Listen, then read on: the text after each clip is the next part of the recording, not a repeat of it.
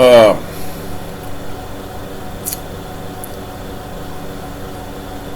this is a communication of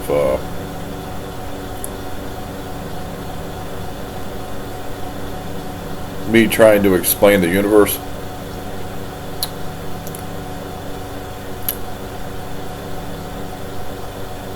In the universe, there are two deities that are infinite. These do not run out. In the beginning, there was one. His name was God. He has been called many different names, but it is the one who made the stars, the light,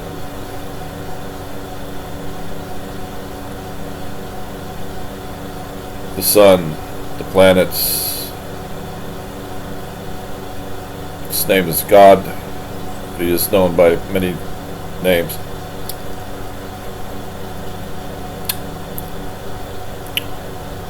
There was one who came to know that there is something else other than God or good.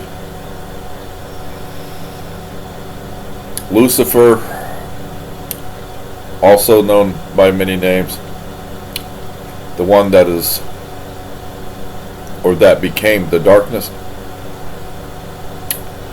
the one that became the opposite of God, the one who found that there is something other than God, the one who found that there is something other than love. He became hate. God became love. These two split. They established kingdoms.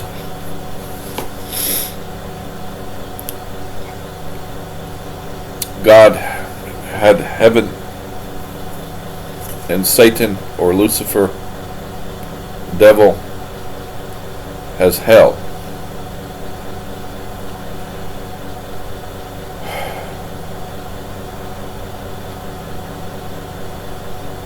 It is the right of man to choose not to believe.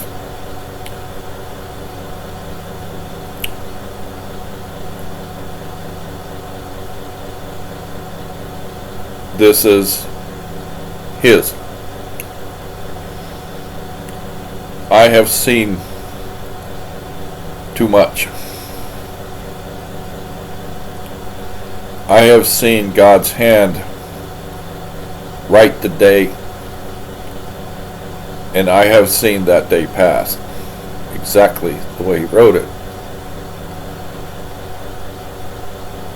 I've seen too much. I've seen lightning draw in the sky, driving through middle Texas, mid Texas, Central Texas.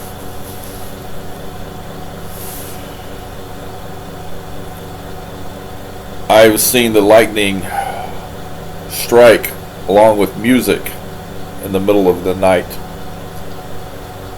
I know I'm probably not the only one that's seen that. You could say that the electromagnetic field associated with the tower that was projecting the song affected the night sky. Okay. Is there always an explanation? I don't care. I'm sure scientifically you could come up with one. How did Christ raise Lazarus from the dead? He was poisoned, maybe. And at the time that he worked his miracle, the poison had worn off, or the sickness had died out. There's always going to be a science officer trying to explain it. Always.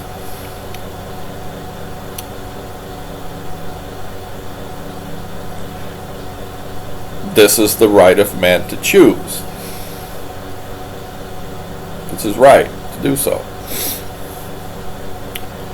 we're going to get into a conversation about torment, hurt, pain.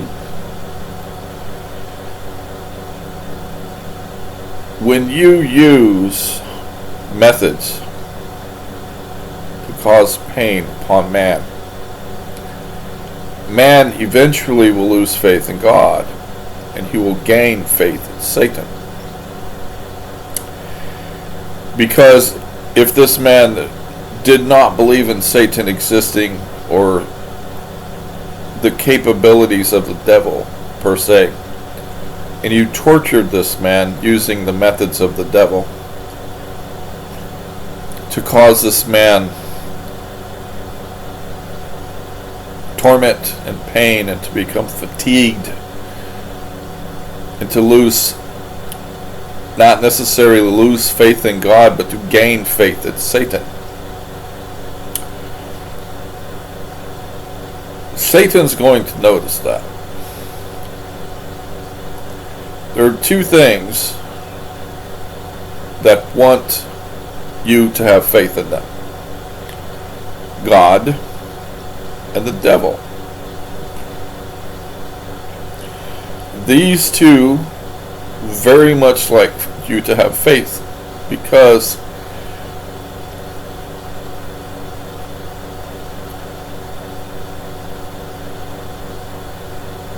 if you told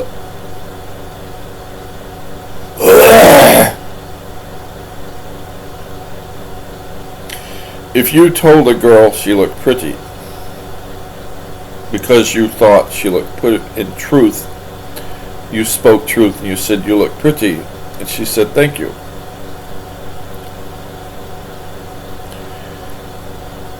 If you tell God, I believe in you because of your strength, and you speak truth, God would approve. He would thank you, basically, in some form or fashion. If you tell Satan, I believe you are strong, again, the reply is going to be something along the lines of thank you. This is normal. The God does not want you to not have faith in them, because it means they're not doing something correct.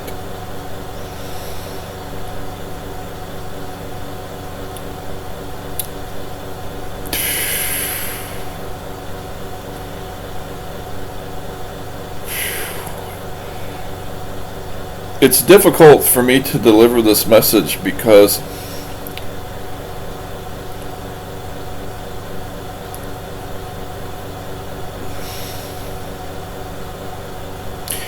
so here's the deal. These want you to have faith in them.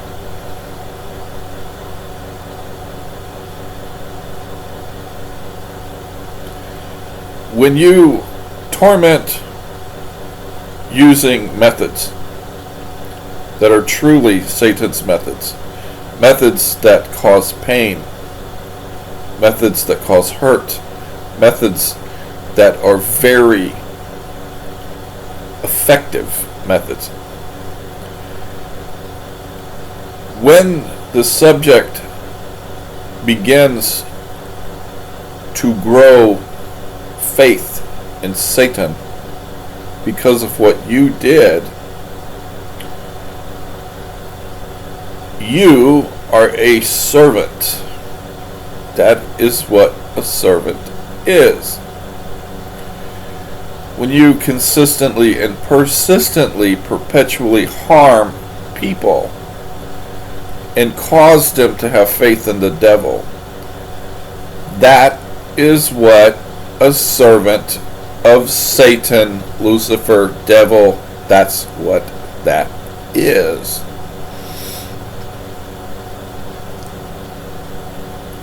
You say, well, this is of no consequence. I've done nothing.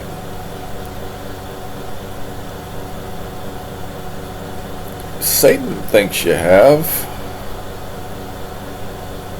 he says, you know, before you came along and hurt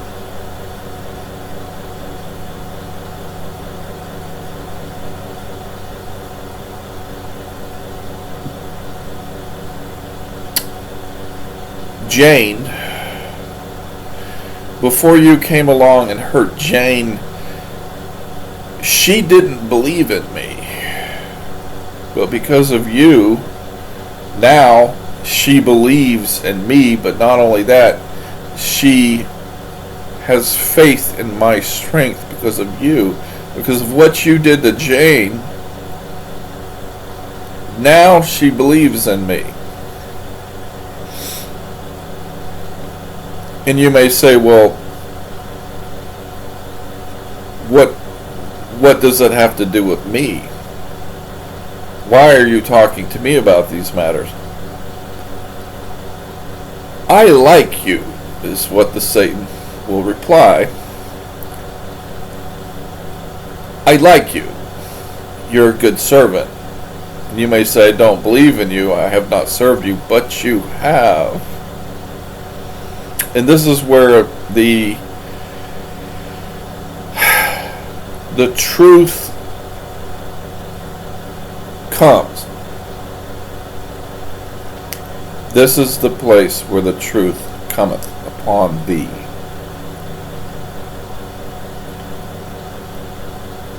You say, this is of no consequence. I have done nothing. This is where you become educated. This is where, and I don't like the word reality because it's been burned to death, but this is where you learn. Satan says, you have served me well. And you say, I have not served you.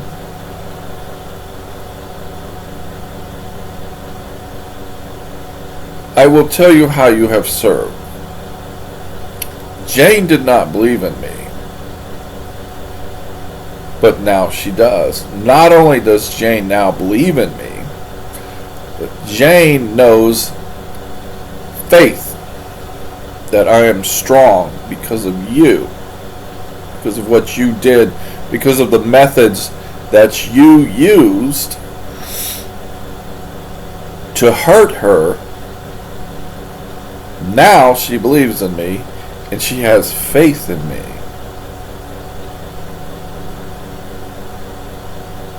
You are mine. Period.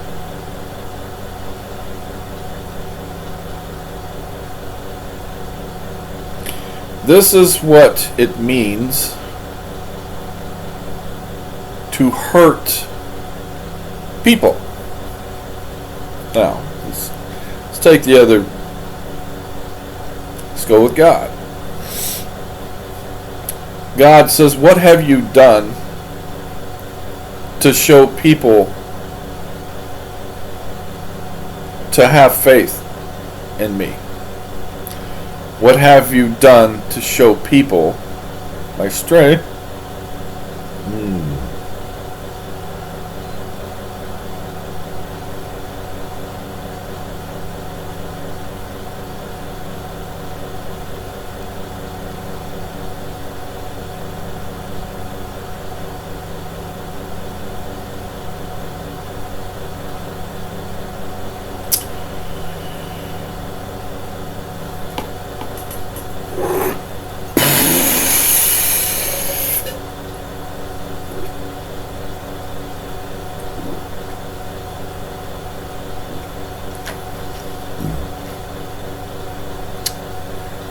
This is your basic coffee with milk and sugar.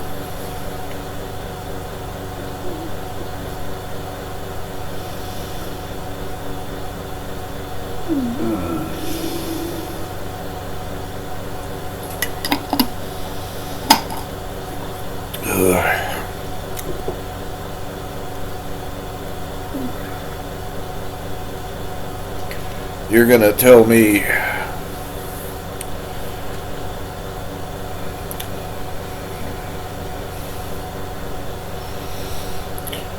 try to finish this.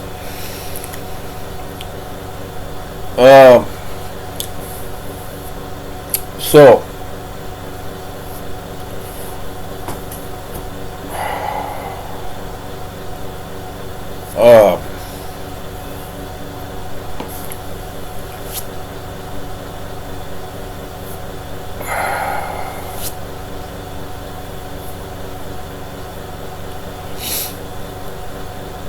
when you serve God, what you're doing is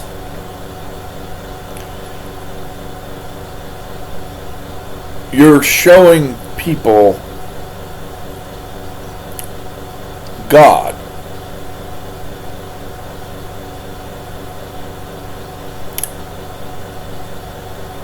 When you don't hurt people, you're showing people God. You're giving people belief that there is a God.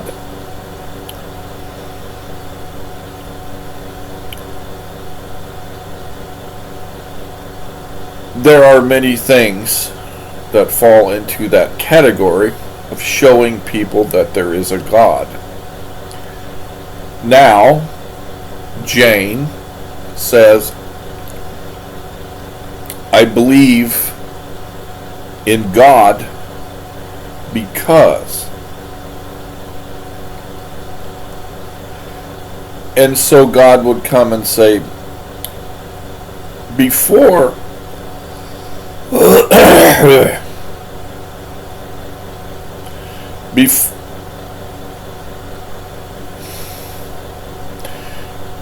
before Jane did not believe in me. But because of you, Jane not only believes in me, but she has faith in my strength. You are my servant. And if you were to say, I don't believe in you, I have not served you, but you have, and you are, because of what you did. This is what I'm trying to impart to you in wisdom. My gray ass hair. This came to me yesterday.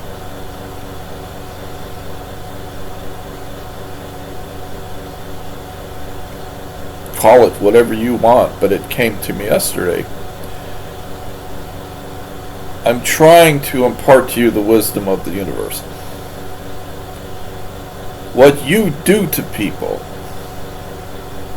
makes you a servant.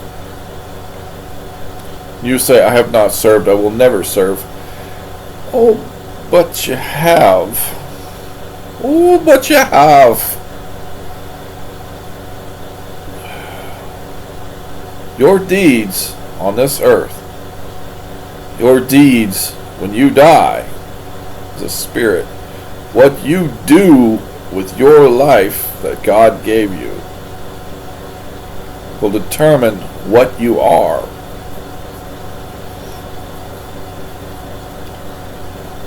If you love hurting people, causing torment and pain, and bringing them to believe in the devil, you serve Satan.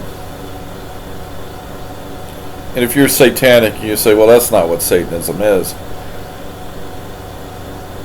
that is exactly what Satanism is.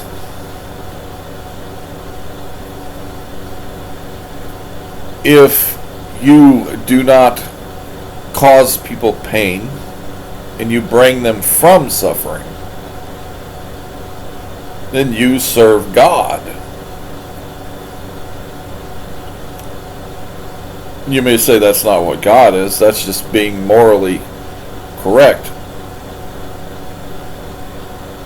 You serve God if you take people from suffering and bring them to comfort. You serve God. Eventually, someone's going to talk to you about it. If you serve God long enough, someone's going to talk to you about your service to God. If you serve Satan long enough, I promise you, someone's going to come talk to you about it. And you say, you have no power over me. You cannot touch me. Oh, but I can. Why? Why can you touch me? Why do you have power over me? Jane, Stan, Phil. None of those believed in me until you came along. Because of what you did, they all believe in me now.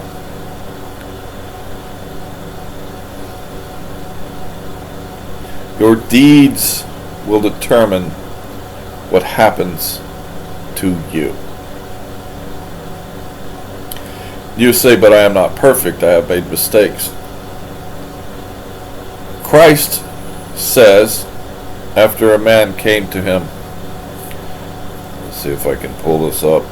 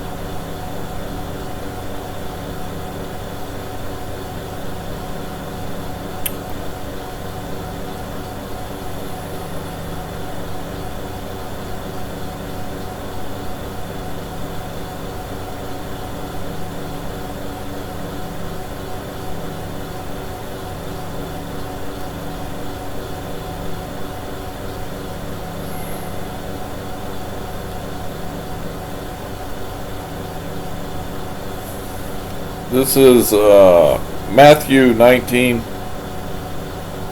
16 through 26. And behold, one came and said unto him, Good master, what things shall I do that I may have eternal life? And Christ said unto him, Why callest thou me good? There is none good but one, that is God. But if thou wilt enter into life, keep the commandments.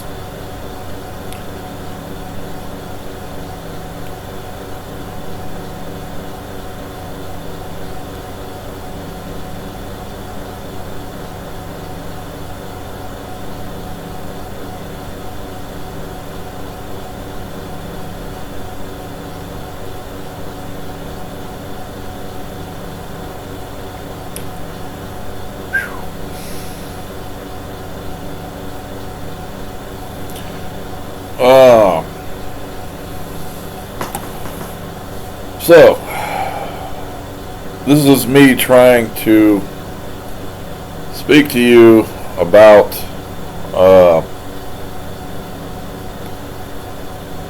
the universe,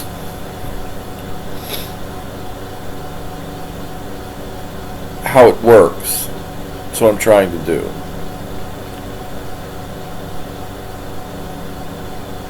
I had to go through hell, darkness, and damnation to get this information. You may say, well, it sounds pretty common sense.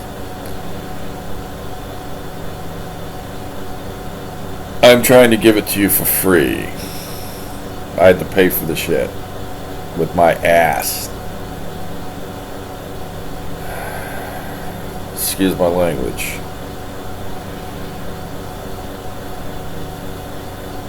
If you use methods, machines,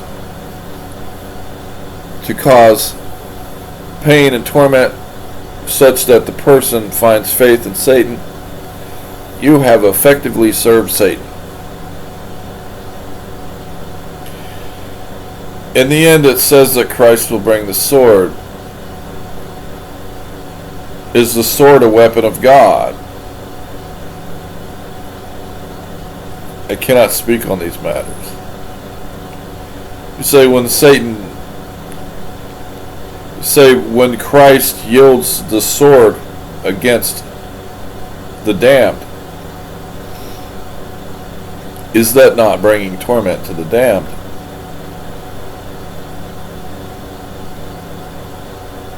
I have no idea. I haven't got to that part yet. I haven't been standing next to Christ when he strikes down a demon. I'd be like, well, didn't you just hurt the guy?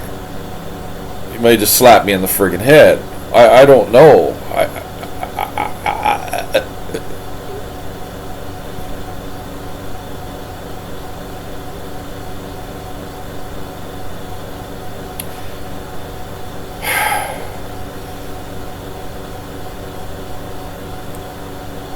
If you bring torment to people using machinery that causes torment, you are serving Satan. If you have machinery that causes torment, you are serving Satan. So I'm not. Yes, you are. If you keep a lollipop in your pocket and you give it to your buddy, you're not serving Satan. You see the difference?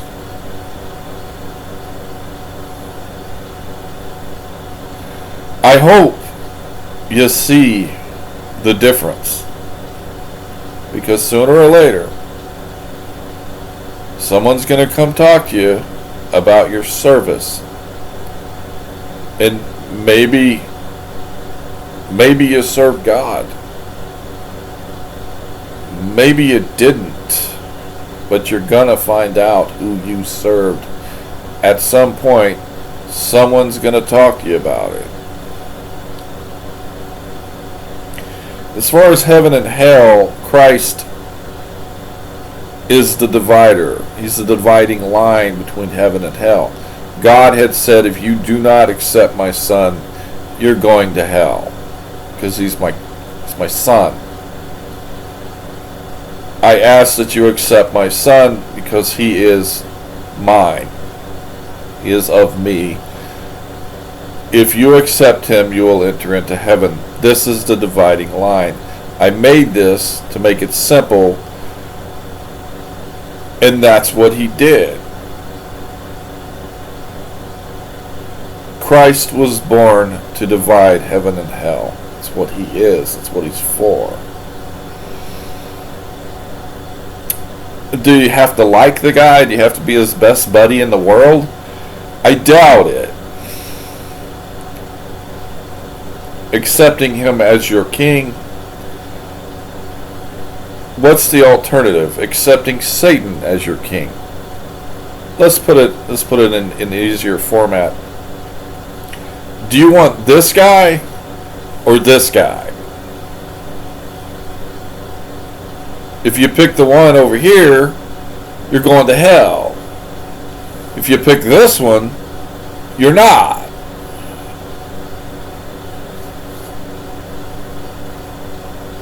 That's why God did that. I guess. I'm not God. If I was God, we wouldn't be having this conversation.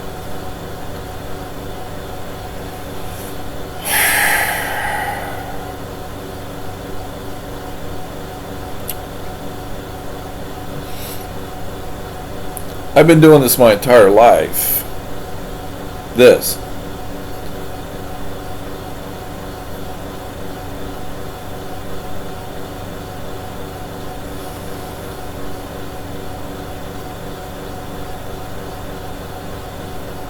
I'm having this conversation because there are people doing things that they don't understand what they're doing. If it is of the devil, you don't want it. If it is of the devil and is on your person, you got a problem. It's not like a cop coming up to you and saying, drop the gun. You have a much bigger problem.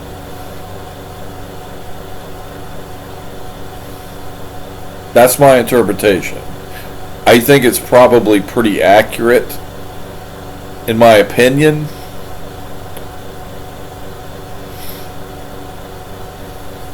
There is no further information for me to give at this time. I'm trying to do these videos where I don't have to delete them because I sound like a frickin' nutcase.